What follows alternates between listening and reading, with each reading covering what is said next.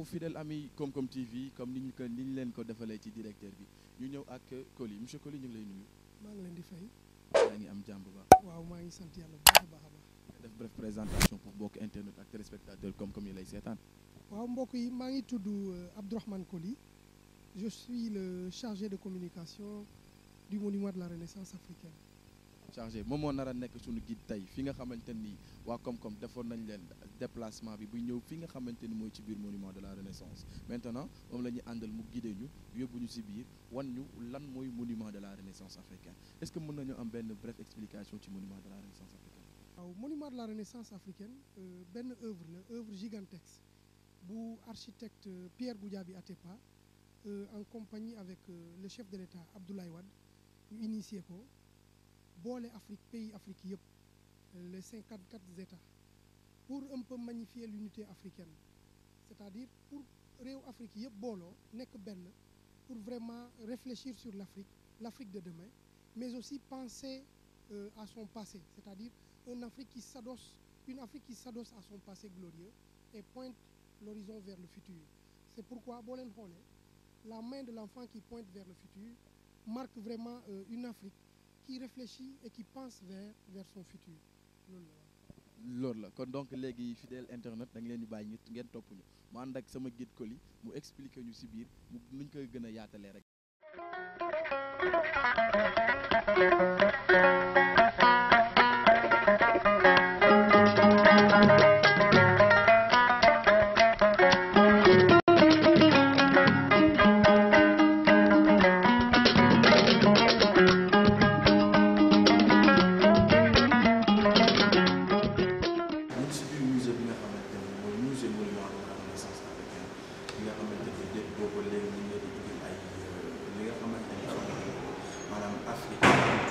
Afrique ak ay valeurs ñu jël lu ci bëri représenté ko fii nga xamante ni moo ci biir monument de la Renaissance ànd ak suñu but Coly bi nga xamante ni macha allah boobu tey ñu ngi jàppale ci liggéey bi après ci ngeen administrateur général bi ainsi de suite ñu bàyyi ko nag moom ñun instant yi ay touristes lañ ñoom dañ ko bàyyi moom mu guidé ñu moom Coly teg ñu si yoon wan ñu culture africaine wan ñu l'Afrique avec ses valeurs Coly ñu ko bàyyi moom waa Koom-Koom ñu ngi lay seetaan. jërëjëf mbokk yi ñu ngi ci musée du monument de la Renaissance africaine fii mooy première salle bu ñuy recevoir nos invités ou les touristes qui viennent un peu partout dans le monde bu ñu ñëwee on leur montre les différentes phases de la construction du monument donc phases yi ñoom la ñuy wane ci écran léegi ñoom dañuy taxaw ni ñu won leen les différentes phases et c'est une entreprise coréenne moo ko conceptualisé mais Pierre Atepa Goudiaby mooy architecte léegi d'habitude xale yi bu ñu ñëwee nii la ñuy taxaw wala visiteurs yi ñu seetaan lan la affaire bi demee parce que ñu bëri daf leen affaire bi daf leen di jaaxal comment est-ce qu'on a fait pour vraiment construire cet édifice là qui est gigantesque les gens comme ils sont curieux fii lañ leen di lan la ñu defee loxo bi lan la ñu defee bopp bi tout ça donc les phases sont là c'est en moins de 2 minutes ñu woon leen phase yi bu ñu paree ci loolu dañuy def flex mooy lii pour ñu jàngal nit histoire de l'Afrique comment est-ce que nos anciens se sont battus li mooy flex mooy wane histoire de l'Afrique c'est vrai que dañu commencé sur la traite négrière mais l'histoire de l'Afrique ne commence pas par la traite négrière avant la traite négrière les Africains vivaient déjà boo xoolee l'histoire de Soundiata et autres dans l'empire du Ghana am na mais boo gisee ñu commencé traite négrière c'est pour montrer le thème de Renaissance parce que la traite négrière et la colonisation c'était deux activités yi nga xamante ne deux événements qui ont marqué l'Afrique beaucoup avaient considéré que l'Afrique était morte maintenant ñu conceptualiser terme de Renaissance pour wane ni africains yi nit ñi jugaat se donner une seconde chance moo tax ñu doon commencer à travers la traite négrière et après la traite négrière lii yëpp traite négrière la doon expliqué ñu ñëw fii boo gisee lii moo nekk góor Christian Taubira ancien ministre garde des Sceaux de France moo ñu ko may ça c'est symbole de liberté parce que chaîne yi dagg bu mu jàmm bi dagg fii ñu ñëw avec les résistances boo leen xoolee Almami Samori Touré xeex na contre le blanc ñoom Lat Joor a ngi nii Aline Sitoé Diatta ça c'est la résistance armée ñoom ñooy kii léegi xale yi ñëwee c'est important que ñoom ñu gis ni xam nga amoon nañu fi nekkoon ñu doon xeex pour la libération de l'Afrique donc les gens se sont sacrifiés, les gens ont donné leur vie pour que l'Afrique vraiment soit libre. Et qu'il est important que nous, en tant qu'Africains, nous sachions pour l'Afrique libérée. Nous continuons pour voir ici, nous avons Martin Luther King. Et juste dire que l'esclavage et l'histoire de Martin Luther King ont une liaison. Parce que nous, nous sommes en Afrique, nous sommes en Amérique. Nous sommes en Afrique, fait que des difficultés, des difficultés, tant dans la liberté, la lutte pour les droits civiques, nous défendre les Noirs. On a écrit I have a dream. Donc, dans que les Africains, à un moment donné, vont se lever et vont faire face. Et aujourd'hui, le rêve, parce que Obama n'est que président, c'est un noir. Mais autant, vers les années 80, quel est le Donc, nous continuons tout qui aussi s'est battu. Et qu'après Napoléon, nous piégé, tout ça, on s'est battu pour le peuple noir. Nous continuons après. Tout ça, c'est la même chose. Bon, et les filles, je vais m'arrêter un peu ici. Bon, Rosa Parks. On a parlé de Martin Luther King, I have a dream. Fille Rosa Parks. Rosa Parks, moi, j'ai insufflé la bataille au niveau de la liberté, au niveau des droits civiques aux États-Unis, parce qu'elle a refusé de s'asseoir, elle a refusé de se lever dans un bus pour dire aux Noirs là, on ne peut pas continuer à laisser le flanc aux Blancs. Et que le jour où nous avons grève, jour où qui fait discours, I have a dream, nous avons la longue marche. Donc nous continuons, après tout ça, nous sommes venus pour les Africains. Moi, les visiteurs, vous allez voir le même processus. Vous avez les résistances. Les résistants, mais ni c'est les intellectuels.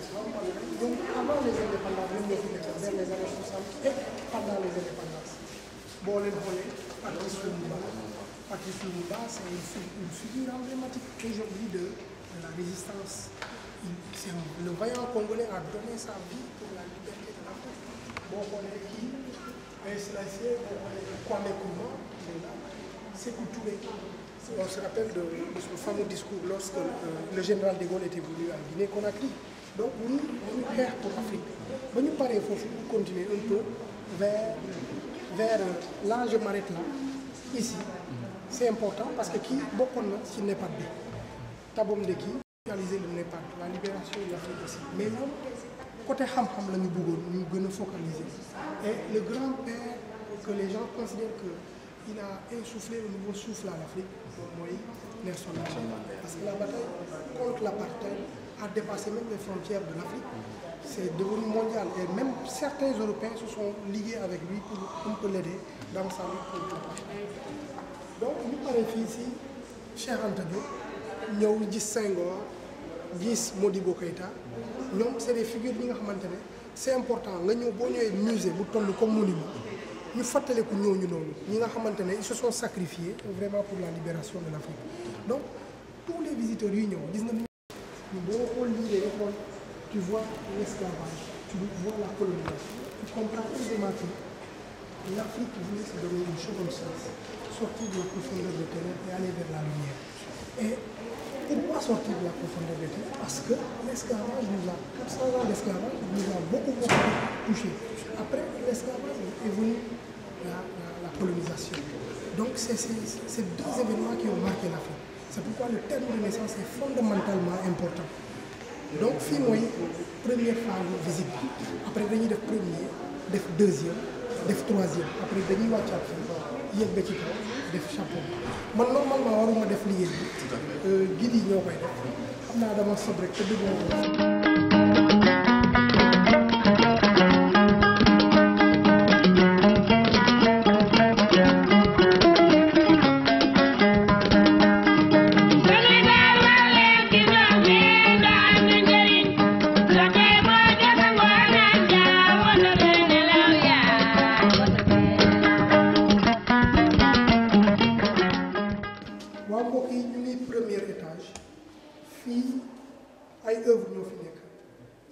Et le concepteur de tout ça, de tous ces œuvres d'art-là, il s'appelle Djibril Goudiaby.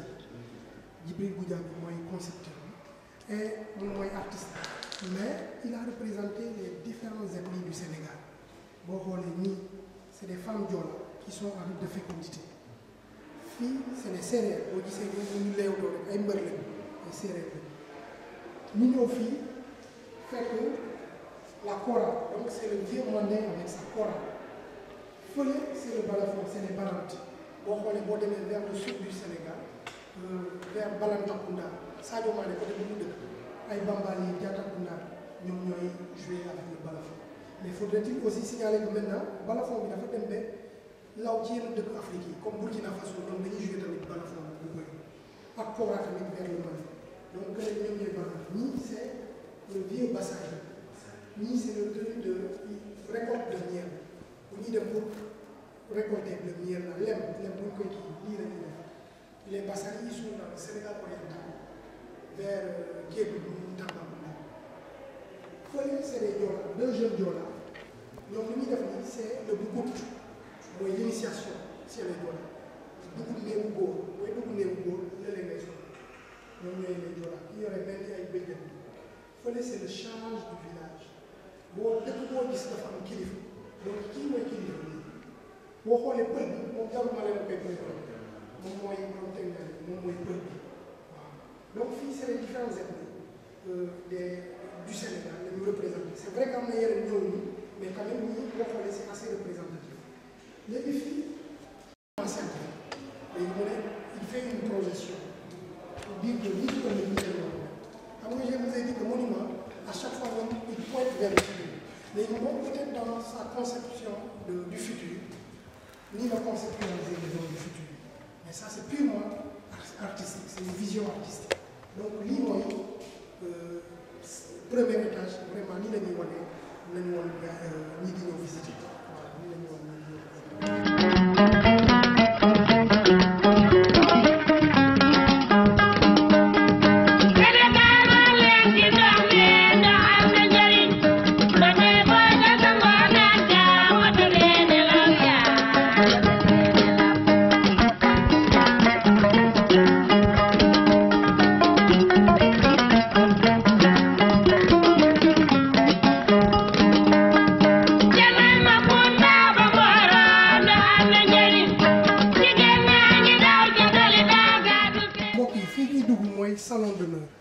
salon d'honneur bi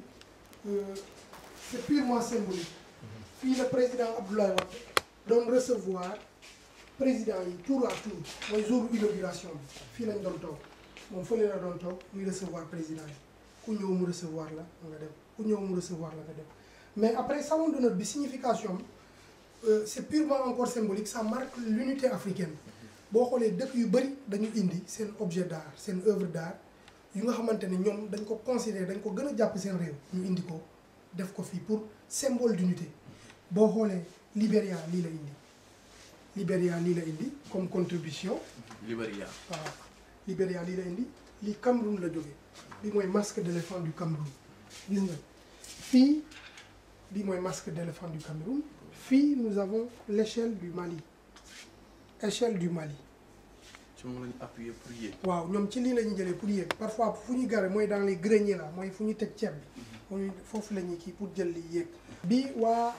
kii ñooñu ko indi Rwanda. ñoom ñooñu ko jox. c'est très joli. waa Côte d'Ivoire ñooñu ko indi. bu am corne bi. waaw bu am corne bi danse des masques et rite de fécondité donc boo seetee Sénégal lii la indi comme contribution. donc boo seetee dëkk yu bëri bon dëkk yëpp ñëwuñu mais quand même c'est significatif 11 pays ñoom ñoo njëkk jot a participer ci fii donc ñu ñuy inviter les autres pays vraiment surtout les pays africains yeneen réew yi ñu indi seen participation parce que le monument du pour Sénégal kese le monument c'est pour l'Afrique et sa diaspora donc dañu bëgg képp kuy ñëw nga fépp foo jógee boo ñëwee Sénégal vraiment que tu te chantes chez toi mu fii nekk sa kër comme loolu lan moo koy manifester en dehors des drapeaux mu am benn symbolique benn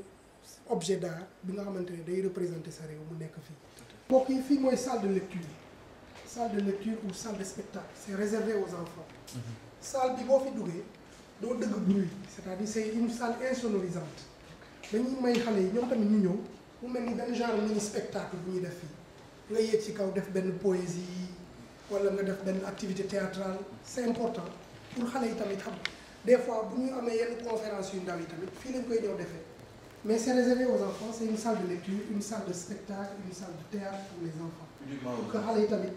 ñoom bu ñu ñëwee ñoom ñu sentir seen bopp fii quoi di nga gis benn xale sax ñëw taxaw fii di mel ni kuy jouer def poème wala dara ñoom dañuy bëgg genre yi quoi moo tax ñu defar ko. c'est réservé uniquement aux enfants. Bon, parfois les adultes ils utilisent ça parce que bu ñu amee conférence bi nga xamante ne conférence de presse la et que quelques personnes une cinquantaine de personnes ñooy assister journalistes yi dañuy toog nii gars yi toog nii mais à la base c'est une salle de spectacle une salle de lecture pour les enfants. donc fii ñu ngi troisième étage dañuy ñëw dugg ci salle bi bu ñu paree après ñu expliquer bi yëpp donc ñu produit noir ñu ko ñu may léegi fii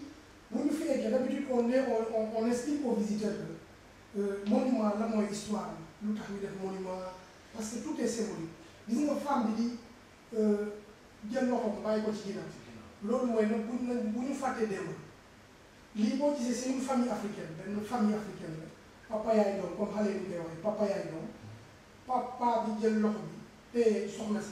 si bàyyi loxo bi ci ginnaaw la loolu mooy symbole bu ñu fàttee démb et l'enfant pointe vers le futur loolu mooy nañu xalaat ëllëg parce que ëllëg xale yi ñoo ko yor donc les enfants sont l'espoir de demain donc l'enfant qui pointe vers le futur c'est purement symbolique pour montrer cette Afrique-là qui projette cette Afrique-là qui veut vraiment faire partie du concert des nations xam nga Afrique léegi bëgguñu nekk di topp rek ay dëkk comme ay Europe Afrique dafa bëgg participer dans l'effort dans surtout la construction d'un monde de paix ñun dañu bëgg bu ñuy wax jàmm ñu woo africain tamit ñu bokk ak yeneen dëkk yi ay Europe ay Amérique ñu bokk ci discussion yi pour une paix pour un développement donc loolu mooy symboliser vraiment le futur là et l'homme montre le passé de l'Afrique un passé glorieux gis nga góor bi dafa taxaw robuste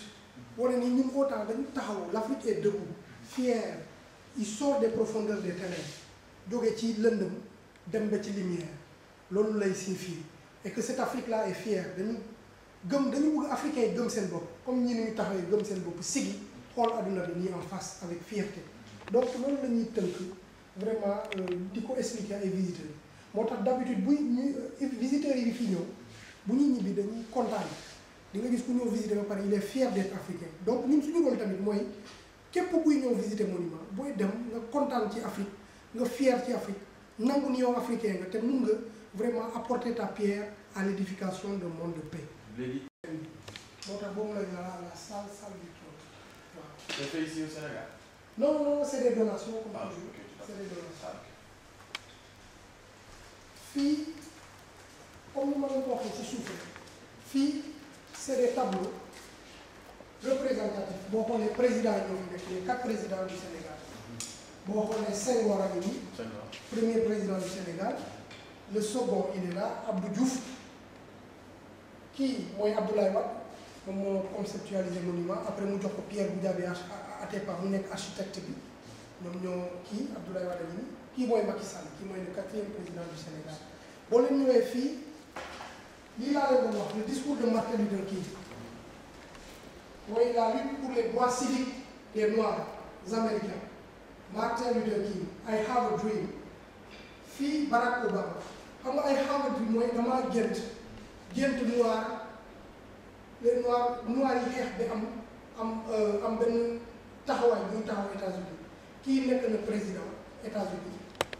kii mooy la porte du non-retour de Corée boobu la ñu symboliser après ñu bind I have a dream yes we can donc les deux discours sont intimement liés Barack Obama Martin Luther King donc lii mooy vraiment troisième étape bii mooy marquer la fin des visites simples et juste faudrait-il rappeler que visite simple 1000 francs la visite complète mooy 3000 francs donc boo defee premier deuxième troisième étage boobu mooy visite simple boobu mooy 1000 francs visite complète boobu mooy dem ba au chapeau 15e étage boobu mooy 3000 francs donc fii mooy la fin.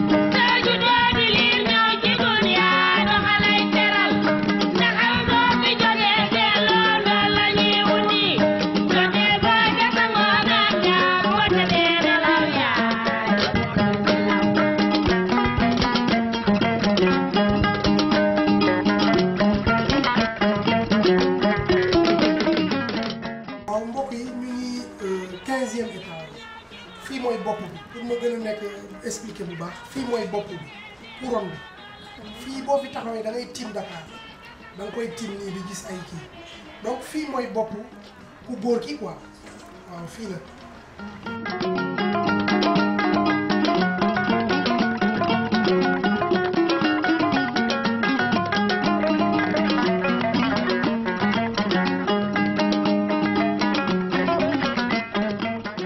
jërëjëf waa Koom-Koom TV. maa ngi leen di nuyu seen mbokku internautes yi mbokku téléspectateurs yi. di leen dalal jàmm. merci di fii ci monument de la Renaissance africaine. parce que comme on dit le monument de la Renaissance africaine c'est un symbole et un sens. Parce que vous savez, l'Afrique a été freinée, bloquée dans son évolution. Tout à fait. À partir du Moyen-Âge, par des siècles d'esclavage, des siècles de colonisation et de traumatisme de toutes sortes. Maintenant, aujourd'hui, on assiste à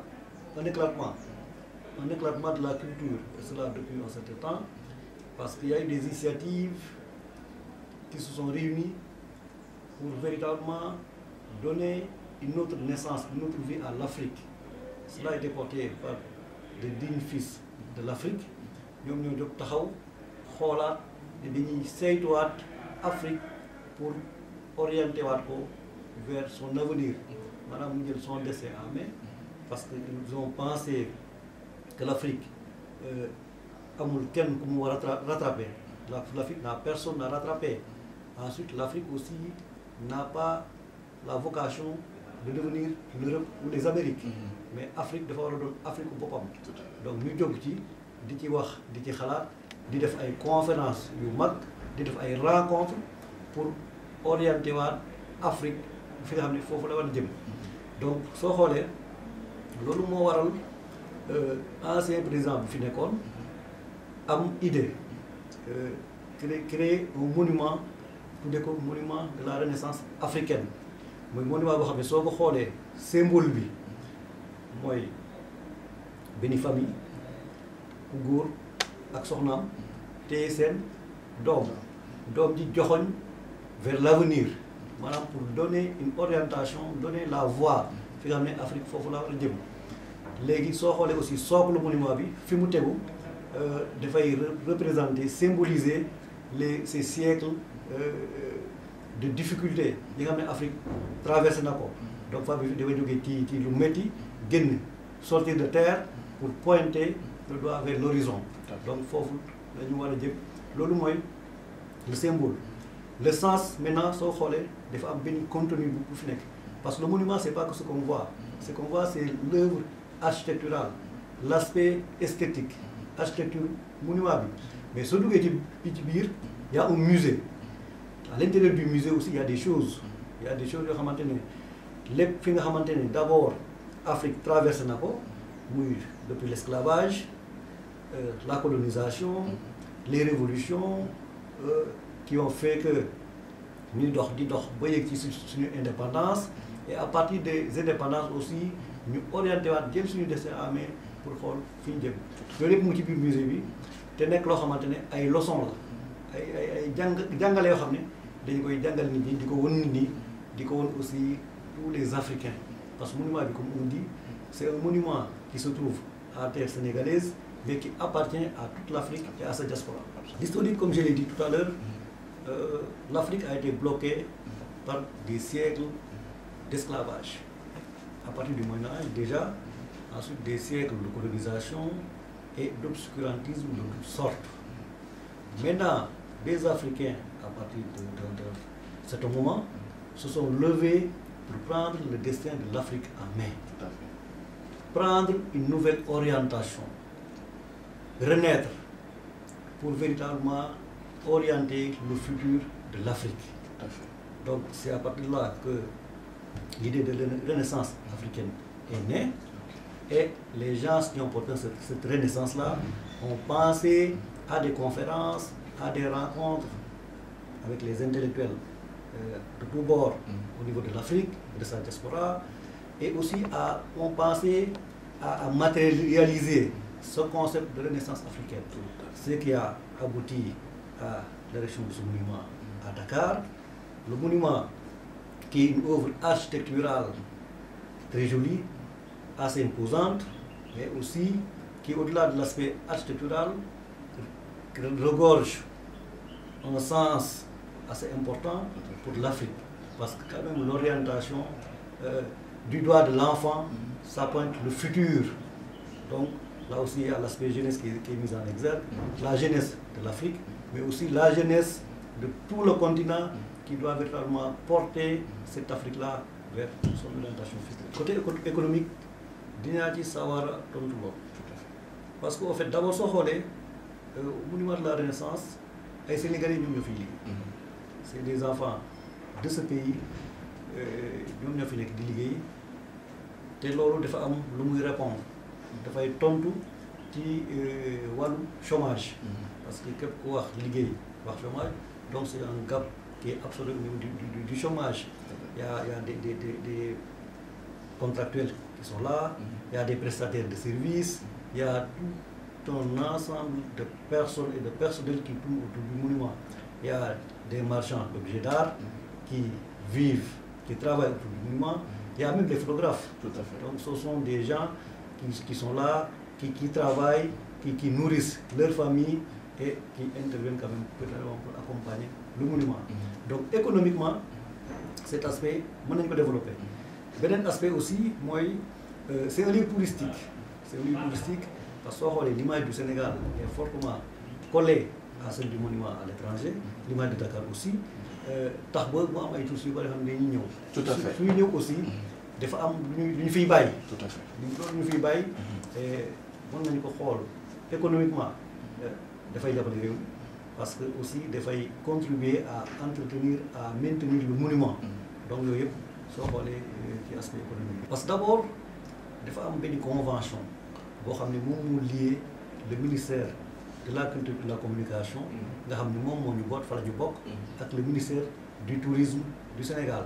muy convention bu am solo nga xam ne dafa am ay sites yu nekk ci monument ci ministère de la culture lu ci mel ni monument de la Renaissance lu ci mel ni Gorée lu ci mel ni yeneen sites bari nañu nga xam ne ministère du tourisme dafay intervenir pour jàppale leen mais dans le cadre d'un partenariat entre les deux ministères. Donc ci côté tourisme monument bi daf ciy jouer rôle bu am solo parce que non seulement œuvre bi architecture bi dafa rafet c'est impressionnant mën nañu wax sax ne c'est le deuxième monument bu am musée bu ñu mën a visiter à partir de l'intérieur. C'est le deuxième. Premier bi muy nekk Inde troisième bi mooy Statue de la Liberté. Donc loolu am na solo ñu wax ko nit ñi xam ko. Tout à fait. Donc muy loo xamante ne aussi ay Sénégalais ay Africains ak te àdduna si yëpp pratiquement nit ñi dañ fay jógee pour ñëw pour xool pour gis nga xam ne muy monument de la Renaissance. Donc muy contribuer aussi à valoriser la destination Sénégal. En fait monument bi dafay célébrer culture lu bari mais comme je le dis souvent le monument se trouve en terre sénégalaise mais appartient à toute l'Afrique et à sa diaspora. Donc ñun kese moomuñu ko ci ñun la nekk rek waaye ñun kese moomuñu ko tax na ba ñu am ay partenariats yu bari avec les représentations diplomatiques les ambassades ñi nga xamante ni ñu ngi Sénégal soo xoolee ambassade yi nekk Afrique yëpp wala pays nekk Afrique yëpp seen drapeau yi installé nañ ko fii ci monument de la Renaissance africaine. Loolu li ko waral mooy tout Africain doit se sentir chez lui une fois au monument de la Renaissance. C'est ça le concept moo tax bu ñu def loolu. ca ginnaaw loolu tamit ñu ngi liggéey ak ambassade yi pour que lépp lu ñu am war ko organiser mu jëm ci wàllu culture seen wàllu cosaan ak aada ak lépp lu laal seen réew ñu ñëw def ko fii ci monument de la Renaissance africaine. Parce que c'est un lieu assez symbolique pour toute l'Afrique, donc pour toutes ces représentations diplomatiques là. Maintenant, il y a aussi un autre aspect, il y a du côté culture, parce que le monument, il y a aussi un contenu scientifique. Venir accueillir des rencontres internationales de haut niveau, des conférences, des colloques et vraiment des manifestations de toutes sortes. Mais ce qui est constant, c'est que c'est un monument qui est là au Sénégal et qui appartient à toute l'Afrique. Et nous invitons tous les Africains à venir davantage porter ce monument-là, célébrer tout ce qu'ils ont à célébrer au niveau de ce monument. Tout à fait. Corona bi dafa touché dundu doomu aadama d'abord parce que le corona nous a imposé de nouvelles méthodes, de nouvelles manières de vivre. Dafa impacter aussi culture fii ci Sénégal ak ci àdduna si yëpp. De la même manière mu impacter aussi monument de la Renaissance parce que nous sommes un site visité lii la boo xam ne nit ñi day ñëw di fa dugg di génn di xool. Corona bi dafa amoon ay exigences pour ñu xeex ko ci exigence yooyu bokk na ñu wàññi fréquentation lii nga xam ne day recevoir public fekk bokk na ci aussi ñuy mayante distance ci nit ñi donc loolu yëpp soo ko xoolee logiquement nit ñi dañuy wàññeeku parce que am na ñoo xam ne soo déggee corona dañuy ragal seen bopp ce qui est tout à fait normal. Ensuite les mesures imposées aussi pour répondre pour xeex corona bi dafa tax ba nit ñi wàññeeku seen taux de fréquentation bi wàññeeku bu baax muy impact boo xam ne monument ba yëg na ko dañ koy ressentir parce que la doon dugg ci monument ñu koy jël di ko investir ci monument pour suqalaat monument bi yooyu yëpp dafa wàññeeku dafa wàcc bu baax mais nag c'était normal il fallait que ñu def ko pour aussi contribuer à ce que ñu xeex corona bi pour ñu jóge fi commencé na dem na bu baax terewul ñu ngi respecté suñu mesure barrière continuer aussi di def loolu pour que définitivement ñu jóge fi tout à fait. comme je l'ai dit alors monument bi dafa nekk Sénégal mais ñëpp la fi nekk ñëpp a ko moom am na ay kilifa yu bëri fi ñëw soo xoolee yemul kese Afrique fii ba Japon Chine Émirats arabes yeneen pays yëpp képp ku ñëw Sénégal souvent da ngay am envie de visiter monument parce que soo nekkee ci biti foo gisee Sénégal wala nga gis Dakar souvent da ngay gis image monument de la Renaissance donc soo amee occasion ñëw fii da ngay sawar pour ñëw dañuy recevoir ku nekk donc ay kilifa ay hommes politiques ay intellectuels ñuy jógee fépp ci àdduna si dañuy ñëw vraiment pour visiter donc ñu ngi invité aussi les autorités sénégalaises lancé nañu ay quelques invitations pour surtout les institutions de la République ñun aussi ñu ñëw vraiment pour jàppale ñu visiter ko xam ne ñu aussi suñu patrimoine culturel am na lu am solo lu am doole loo xam ne mu ngi fi te dañ ko war a gën a valoriser. jërëjëf waa Komkom TV maa ngi leen di remercier bu baax di leen gërëm di leen sant surtout ci seen professionnalisme loolu am na solo li ngeen di def aussi da ngeen koy def pour Sénégal pour toute l'Afrique te loolu war nañ di leen ci jaajëfal ce que je voudrais dire en dernier lieu mooy di remercier aussi di gërëm ñi nga xamante ne ñoom ñoo leen di seetaan à travers Adressé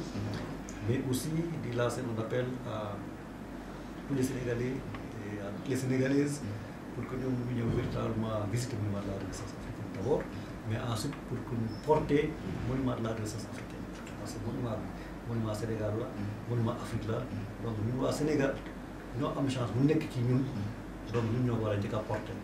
ñu lancé appel ñëpp surtout les élèves parce que comme c'est un monument qui est tourné résolument vers l'avenir te l'avenir c'est les élèves c'est les enfants ñu ngi lancé appel élèves yëpp pour ñu visiter monument de la Renaissance. Tout à fait. Je vous remercie. maa ngi leen di nuyu man maa ngi tudd Mamadou Lamine Ba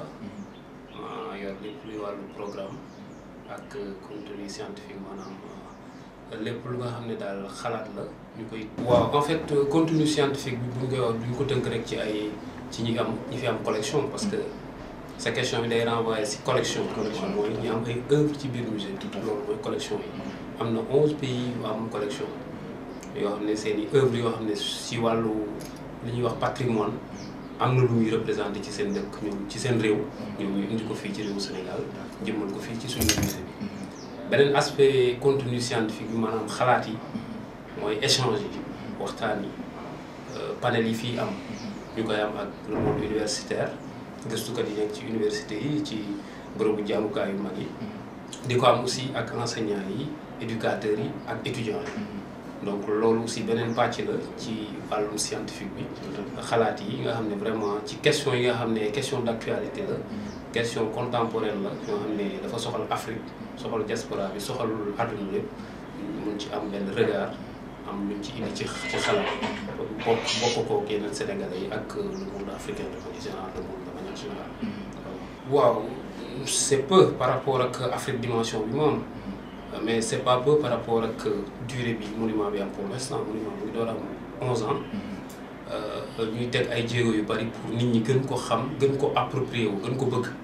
te def naa ni loolu fi mu toll jéego yi ñu ci def am na solo lool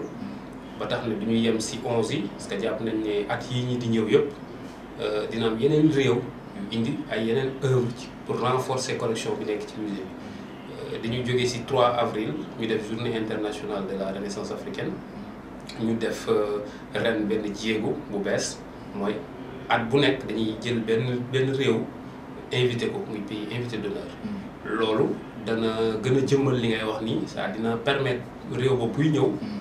indaale benn œuvre bu am solo ci patrimoine am ñu exposé ko ci musée bi mais dina permettre aussi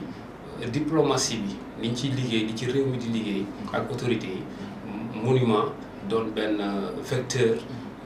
benn plateforme boo xam ne day rataxal diggante réew yi. tënk bi rafetlu déjà déplacement bi ngeen def ñëw seet ci administrateur général waxtaan ak ay collaborateurs am muy ñun ñi di lancer un appel à la jeunesse parce que le monument a une vocation très panafricaine di lancer appel jeunes yi pour ñu ñëw découvrir li fi nekk sur le plan patrimoine sur le plan culturel parce que léegi la boo xam ne mu ngi fi ñu war ko gën a jëmmal gën ko xam gën a véhiculer valeurs yi pour la postérité mais aussi inviter le monde universitaire l'intelligentsia africaine ñu ñëw xam ne fii c'est une plateforme de diffusion de connaissances du rek yeneen expression artistique yi wala culturelle yi rek lañ fiy jëmmal mais mbirum xam-xam mbirum xalaat sottante xalaat dafa am lu bari luñ ci war a def donc ñun rôle boobu la ñu joué rôle avant-gardiste par rapport à ça, par rapport à la paix, à la stabilité, par rapport au développement culturel, par rapport à la diversité culturelle, diversité des expressions, et par rapport à la cohésion sociale et nationale. Donc, loolu daal ci gàttal moom laa bëgg na sànni ci ay kàddu di leen gërëm bu baax ci turu administrateur mais ci turu ñëpp ñi fiy liggéey ci personnel bi. jërë ngeen jëf. Merci beaucoup. Voilà. gis ngeen li nga xamante ne war nañ leen ci biir li nga xamante ni mooy culture yi nga xamante ne Afrique la am lu bari ñu waral Afrique ak renaissance ba ñëwee jugee foofu ñu ñëw gis ak grand ñu bàyyi ko mais si dëkk bi. waaw fii ñu ngi ci escalier juste rappeler que nous avons 198 marches c'est-à-dire escalier 198 marches drapeau yi ngeen di gis ni mooy représenté réewu Afrique yi yëpp c'est-à-dire drapeau réewu Afrique yi yëpp ñun dañu bëgg képp kuy ñëw monument mu xam ni mu ngi këram monument du pour Sénégal kese monument pour Afrique yëpp la ak diaspora donc tous les visiteurs yuy ñëw au monument de la Renaissance africaine ñu ngi seen kër fii ku fi ñëw rek yaa ngi sa kër te boo ñëwee di nga gis sa drapeau te loolu vraiment moom mooy marqué unité africaine te loolu la ñuy wut si monument de la Renaissance africaine. normal architecte bi lu mu expliqué dafa leer dafa ne dañuy dem ba jamono jot monument bi day verte mais pour le moment première couleur bi mooy marron mais avec le temps couleur bi day def di changer ba mu nekk verte donc monument dara yàqu ñi naan dafa yàqu yëpp xamuñu mais day suivre son évolution normale donc lii c'est normal tout à fait normal. merci beaucoup Coly yow tamit ñu lay jaajëfal di am contentement bi nga ci li nga xamante ne mooy dara ci li nga xamante ne mooy yaatal ak solo bi am tey bi am chance bi am yow ñi nga xamante ne chargé comme fii ci donc ci suñu di la wax kontaan ak toog tiir nañ ay leçon xam gën ngeen ñoo xamal suñu culture gën ngeen ñoo xamal suñu race parce que li nga dama koy dëgg mooy su may génn ci biir monument damay gën a sentir nekk Afrique beneen bi ci des mooy damay jàpp su ma doon tuddaat damay tuddaat rek ñu wax bu ñu làmp kon merci beaucoup ngay jaajëfal di la remercier l'administrateur général. Voilà mbokk yi xarit yi loolu la lépp indiloon ci monument de la Renaissance africaine mais nag ñu ngi ñëw wàcc dem ci sans pour autant ñu remercier l'administrateur général ñu monsieur Birame Ndaye Touche nga xamante ni voilà yaatal nañu expliqué nañu xamal ne loolu ñoom ay éléments wala ñoom ay jiital wala ñoom dañu xamante ni dañuy bon problème monsieur le directeur général ñu ngi lay remercier di la sant di la gërëm di remercier sa personnel bi l'ensemble du personnel bi nga xamante ni ñu liggéey ci monument de la Renaissance monsieur le directeur général ñu ngi lay sant di la gërëm di la wax ne nag ak li ngeen di boole woon ci seen seen ay tànk réflexion wane carrément que administrateur modèle la nga xamante ni management bi amul fon amul fenn ngay jiitu parce que ci nekk yaa ngi respecté sa supérieur hiérarchie donc monsieur l'administrateur général monsieur Birame Mbarou Diouf ñu lay sant di la gërëm ci accueil bi ci dalal bi ci yaatal bi ñu am accès partout donc monsieur Birame Mbarou Diouf ñu lay sant di la gërëm l'administrateur général gars yi comme noonu lay defee rek bu leen fàtte nag n'oubliez surtout pas de vous abonner n'oubliez surtout pas ngeen di aimé lii bës cloche bi surtout de leen bës cloche bi gën a am suñu vidéo yi yéen ñu ngeen ñu suivre sur Instagram sur Twitter ngeen visité tamit suñu page comme donc ñu leen di jaajëfal